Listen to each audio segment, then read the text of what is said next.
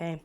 Hi, Leo. Welcome to Catalyst Energies and welcome to your astrology forecast. We're looking at the full moon in Leo. So in your sign, Leo, for February 16th, 2022, and we're going to be looking at the major themes between this full moon and the end of this lunar cycle. So we have a new moon in Pisces on March 1st, 2nd, 2022. Okay, this is, oh boy, there's not only do we have a new moon in Pisces, this new moon is in a sextile to Uranus, right? And so you can be sure that there will be something shifty coming out of nowhere that is going to challenge and disrupt anybody's normalcy. But also, too, Mercury is going to be out of its post-retrograde shadow, by the 24th, right? So around the third quarter moon.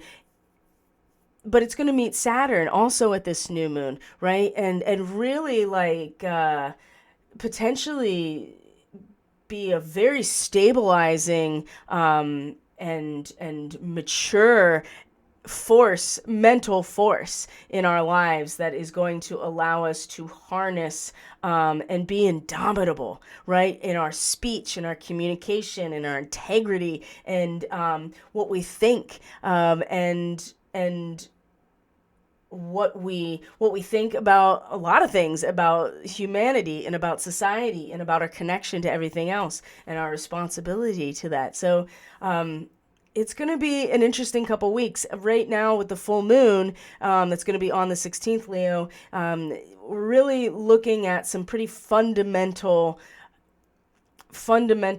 identity issues, right? The moon is in your first house. And then the nodes of the moon, as you see, that are part of this grand square. We've talked a lot about this already. So, Leo, if you haven't watched your new moon report, the new moon in Aquarius, you can go back and watch that, and it'll give you a lot of context, if you haven't already, for what is leading up to this. I mean, we've been talking about it, the Pleiadian revival video. I can link that in the description box too. Has all, and I've been talking about this on the dailies now for weeks and weeks and weeks. So I don't really want to go back over that in particular, other than we see that the exciting but possibly confusing and overwhelming saturation of creative potential that you're going to feel about yourself is really going to, I think, for you, Leo, test and show you what your relationships and the structure and form of your relationships in general, be they your marriage or any other domestic partnership or business partnership, your clients, your relationship with your clients, or your relationship with anybody that you have a close interpersonal relationship with or a binding agreement with, that you're invested in. This is your seventh house. You have Saturn and you now have Mercury, and so there's going to be more mental consideration of the form and structure of your relationships and the quality of your relationships. But this full moon in particular is very much about the ability to hold and store the personal, autonomous, creative energy that we each all have within us in a society or in a community, right? Is it going to hold it? That's really what we're looking at. And so Saturn has been in the seventh house now for you for a little while now, and has been a very, I think, very grounding force. Certainly has made things, can be very disappointing with Saturn just about anywhere, because it's very unyielding in terms of an archetype and what it represents, and a cycle of maturity that comes once with a revolution around the sun, which is about 27 roughly years, right? So I think, Leo, there's been a father force that has been unyielding in terms of the structure and form of your relationships. Maybe it's providing some responsibility and some structure. Maybe it's too much structure and you've been having a hard time growing. But what I will say is that I think that it's going to be your actions of how you act in your relationships that's going to show you if your relationships are going to be able to hold the exciting but confusing possibilities of who you are and who you can be. And it's very karmic with the nodes, right? And this is has to do with your power, right? Fourth house and 10th house is your axis of power, your root system, your personal life, and your professional life, your institutional persona, like what it is that you are here to contribute to, and what what your role is in the larger ecosystem of life is expressed in the 10th house. And as you can see, there's probably been a lot of innovation, but not a lot of stability in this realm, and a lot of change, maybe some irritability and irritation. I feel like that's been the case for some Leos that I know, but also can be harnessed in a way that's you know, not the thing about Uranus is that it triggers your transformation. And so by turning things on its head and being very much like a Cheshire cat in some ways, right? It's the trickster. So it hasn't been stable, but it also has been providing a lot of possibilities. And this is going to be part of this whole conversation. So Leo, Mars and Venus are together at the same time of this full moon in your 6th house. Pluto's been here for a long time. Pluto's still very much part of this conversation because of its connection to the nodes as well. And something in terms of your daily life, your service, your works, your routines, your healing process, all of the habits that you have, all the 6th house things, they it's time that you were released from some sort of binding aspect of these types of routines or perspectives about what you should be doing with your daily energy and your resources. There's something with this full moon that's also going to be released. And so this part of the conversation about what's happening in the 6th house is going to come up during this time, this waning moon phase, because we're going to start talking about Pisces and the 8th house for you, because this is the area of the energy that is generated when you come into relationship. And of course, the structure of your relationship, if it's healthy, if it's balanced, like the scales of Libra, is going to have a big impact on what type of energy and the quality of energy and the power that is generated in your relationships. And so that conversation is going to start becoming more relevant because not only is the sun going to go right into the 8th house as soon as this full moon is over, and the moon goes into Virgo, so they're still traveling in opposition to each other for a minute. Both Mars and Venus are going to sextile 60-degree angle with Neptune during these next 2 weeks. And so it's going to be the 3rd quarter moon that's really going to provide, I think, is really going to provide an interesting challenge for all of us. Maybe not as like momentous and huge as this grand square that we're all going to be facing together. And like I said, for Leo and for all the fixed signs, Leo, Taurus, Aquarius, and Scorpio, it's all going, especially if you have galactic degrees of 25, 26, or 27, it's going to be very impactful on you. But for Leo especially, it's going to be along some fundamental lines of who you are and where your power comes from. Okay, so let's see here.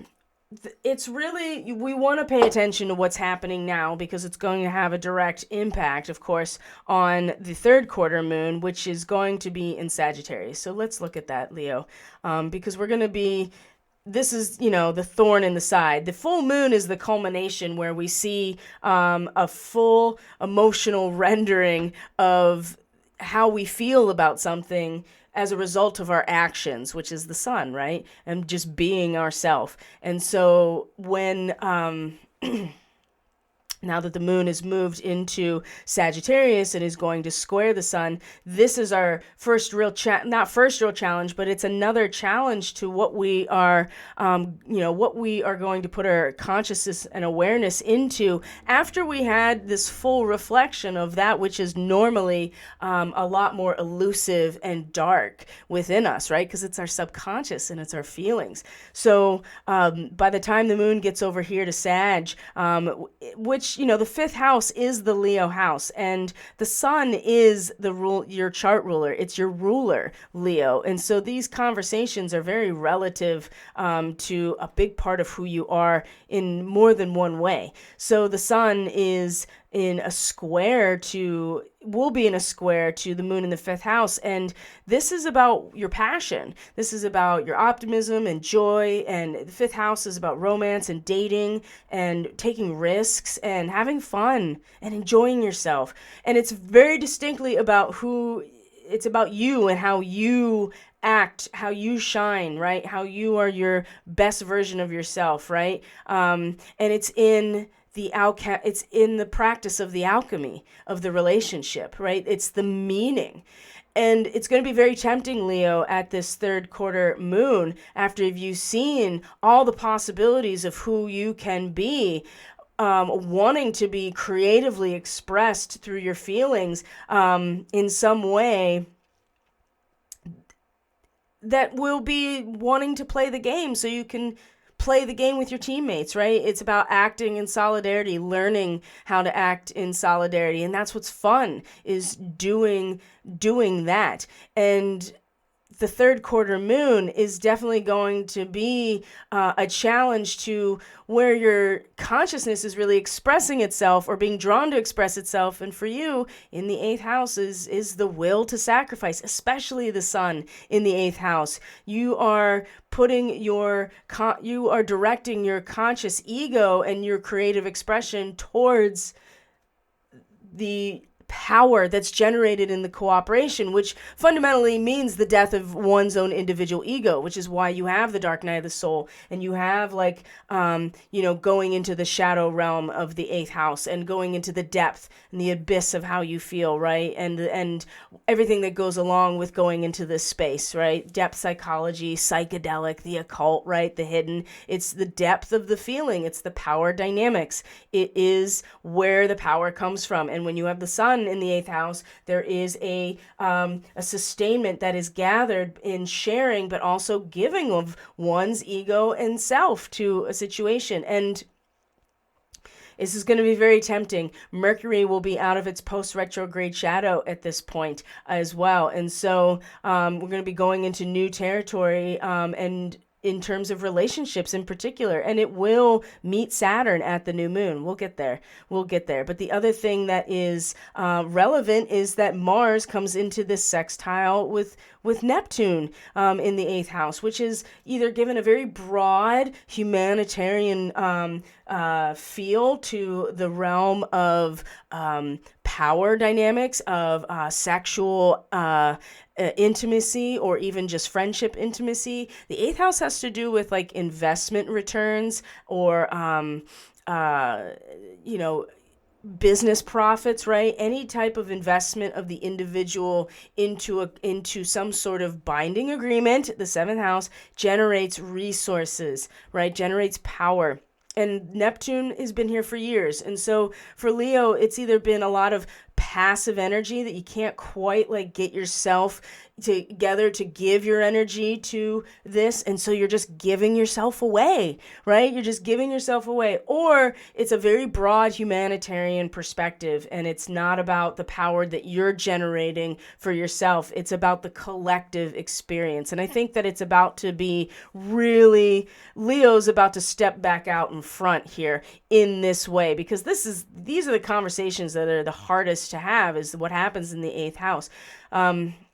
So Mars is going to sextile Neptune. So a recompense, both of these, Venus and Mars in Capricorn, a recompense, right? Something, a balancing of accounts in this area that was initiated, I feel like, at the full moon when these two were exact in their conjunction, and they broke the bonds of some sort of limiting institution. And for Leo, it's been about a daily activity. It's been about hidden enemies. Oh man, the sixth house is totally about hidden enemies, right? Your entity attachments and stuff, right? Or just these bad habits, sabotaging thoughts, erroneous beliefs about what you should be doing with your time. Bad habits, it just keeps coming up, Leo.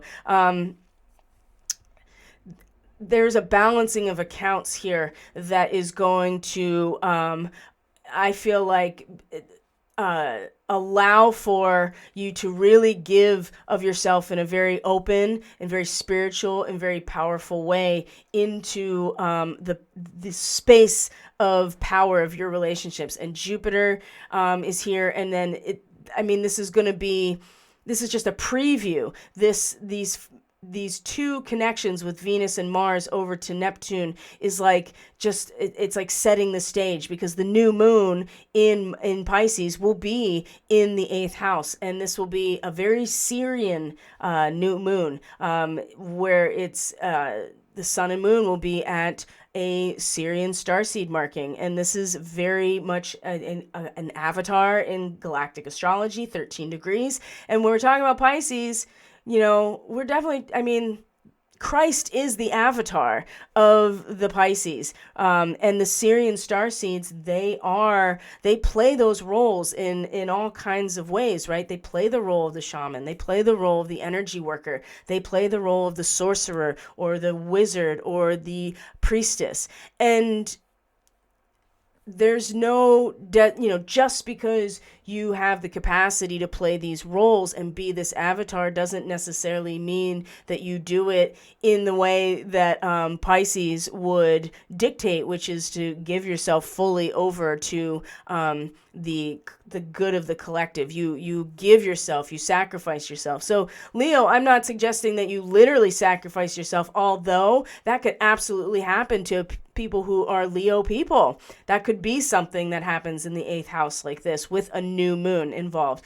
If there's something here in the realm of hidden entities or in your everyday habits, your everyday routines, that's about to be balanced out as a result of something being sloughed away or being released from it in this area, that is going to allow for you to fully give of yourself, finally, to something that, to the power or the resources that you're generating. There's something that's been restricting you for a long time. And of course, Pluto has just been, mulching everything and destroying what's there, but it's also preparing the ground for the new growth, and it's Venus and Mars together that is doing that. And so it's allowing you to, I think, Leo, is really releasing something and balancing something out that's going to allow you, something is drawing on your energy, Leo, and it's time to finally release it, in terms of these everyday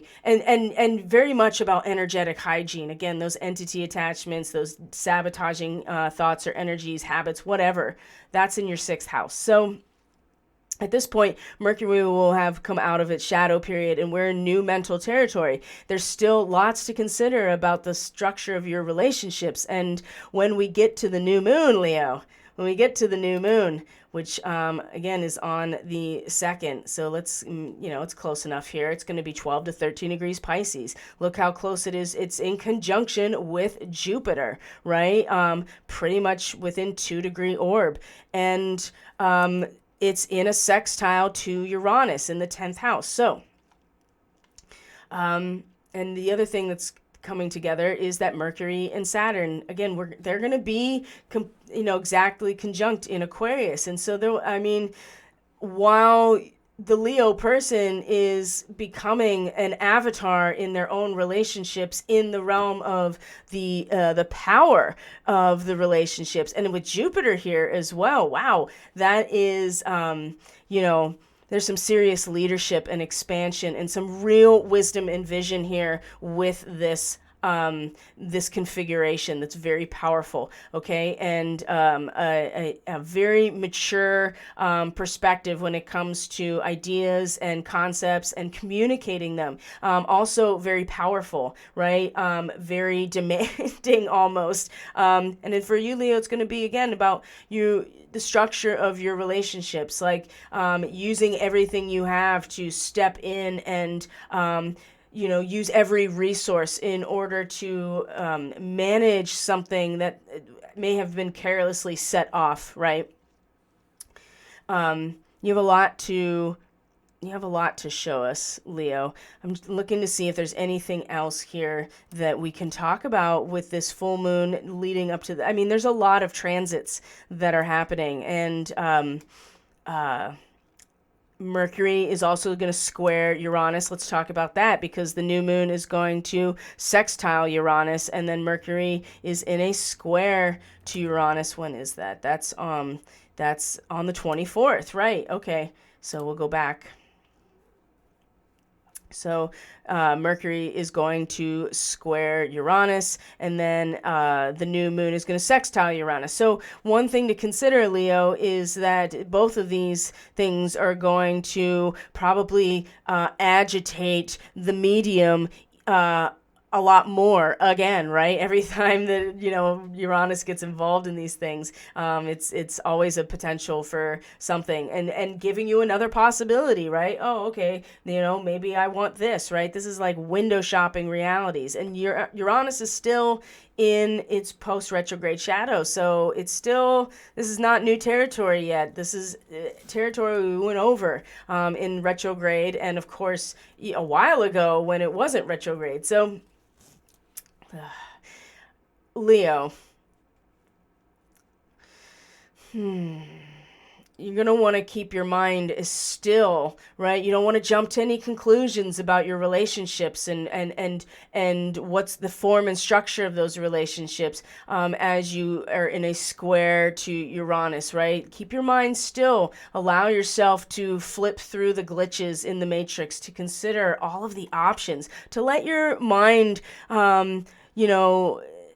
and your possibilities, right, of what you can accomplish, be able to consider new things and new possibilities, right? And part of that, again, is going to be, you're going to want to keep your mind, don't jump to any conclusions. That's what I keep hearing, Leo, about your relationships and about the structure of your relationships, any kind of relationship. It's already going to be agitated with this square because you're thinking and acting in accordance to what you can accomplish, as opposed to, oh, is the structure of my relationship healthy and balanced? Sometimes that gets lost in the shuffle, and these are why these are fundamentally in square to each other. And when this will find resolution is going to be, so you can see that the 23rd and 24th, the whole time, is going to be very difficult. I mean, I still think the full moon is going to be difficult, but it's going to be so shocking in so many ways that it's not going to be nearly as accessible in terms of like our own inner growth until about the 23rd or 24th.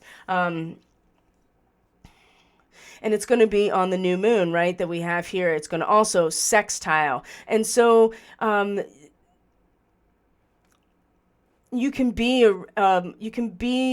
a symbol of courage for other people in terms of your the uncomfortable shadow realm, right? Because that's where, you see things for what they are. You see yourself for who you are, right? Because you have to look at yourself in the mirror, and that's really what relationships act as. And so there's been some trauma, and there's been some revelations, and now we can be an avatar, and it's going to be in this realm, Leo, that you're going to really be able to be a symbol of courage for other people. And Jupiter is really going to give us all a lot of like confidence and like kind of some like boldness around that as well. And again, it's in this realm of shared resources, intimacy, the dark night, the shadow, right? In the depth of things, in the areas that most people don't want to sink into. So, but that's the thing about Leo, right? You got the heart of the lion, so you gotta be able to go into that space. And this, again, will be able to, I feel like, this will allow for it's not going to necessarily stabilize anything with Uranus, but it's going to show you, a reality up here in terms of what you want to accomplish, or your career, the long-term goals that you have. I think it's going to, be an investment into that, right? Be another window of reality that you could could focus on, right? That's going to be an interesting way to start March, because wow, March is something else. And it's going to be a lot of what's going on in your eighth house. I mean, Leo really needs to start being aware that there's going to be a lot of focus on the Scorpio realm, right? The eighth house. So very interesting indeed, and it has a lot to do with the form of your relationships and what you're learning about that, and what you have been learning about in those situations. So Leo, I think I'm going to leave it there for now. I think that's plenty of information for the time being. Let me know if you have any questions, if you're interested in booking a reading to understand your astrology more, you want to know your starseed origins, anything like that. You can go to my website. That's down below in the description box, and all of my services are there. And let's see. Anything else that I can tell you? No, Leo. You are the heart, right? You are the heart. You are the lion. And this full moon is for you. So if anybody can hold the full creative potential that they are, it's definitely a Leo person. Just make sure your relationships can handle that saturation of incredible energy. And I have a feeling they probably will. So love you guys. I'll see you on the next video, which will be for the new moon in March. It'll be for subscribers only. That link is also in the description box below if you want to get started on that. I'm going to be offering weekly Starseed meetups that are going to correspond to the lunar cycle for the most part, and so that'll be something available, as well to the subscribers. So love you guys. Thank you so much. I'll talk to you later.